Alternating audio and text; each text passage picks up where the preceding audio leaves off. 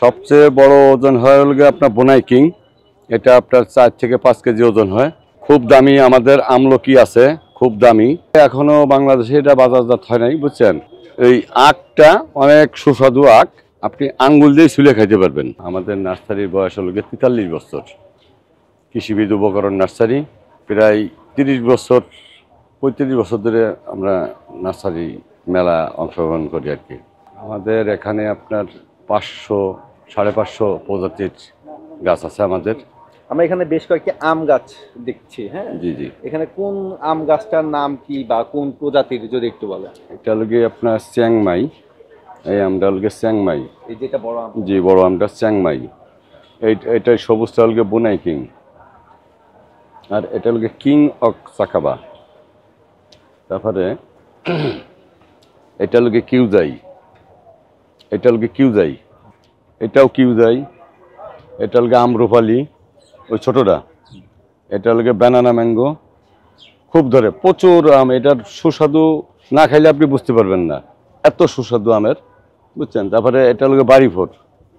এটা হলো বাড়িফোর আছে, ল্যাংড়া আছে, গোপালভোগ আছে, হিমসাগর আছে, খিসাপাতি আছে। এই যে এটা আম হানি ডিউ। এই যে এটা এক একটা আমের ওজন কতটুকু হতে পারে? এটা মনে করেন আপনার 3 কেজি ওয়েট আছে, 4 কেজিও আছে, আবার 3 কেজিও আছে, 2.5 কেজি আছে, 3 কেজি আছে, 2 কেজি আছে।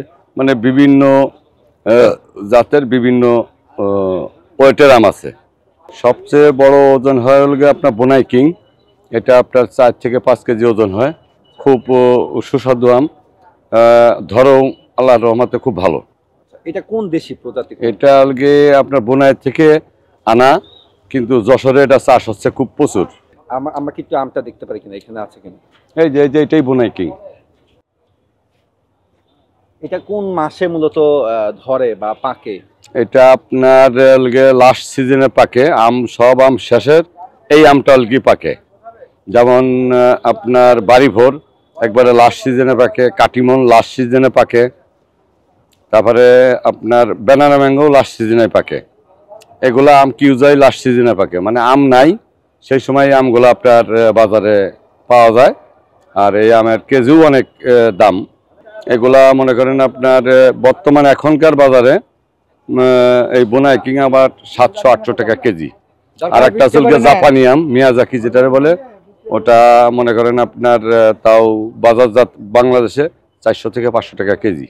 খুব দামি আমাদের আমলকি আছে, খুব দামি, মানে খুব ধরে। আর এটা হলো আপনার বিদেশি ফল, বুঝছেন। আমাদের বাংলাদেশি না, এটা থাইল্যান্ডের ভ্যারাইটি, খুব ধরে আর কি। তারপরে আপনার ডে ফল আছে, পার্সিমন আছে।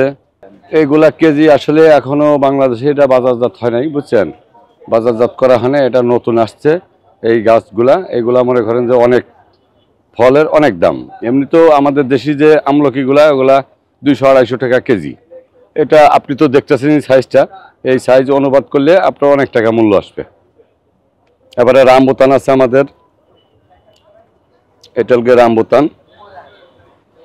এটা হলো রামবুতান, বুঝছেন। এটা হলো ডে ফল। এটা হলো চিটাঙ্গের ফল। মানে এটা গুড়া মাছ দিয়ে খুব খাওয়া হয়।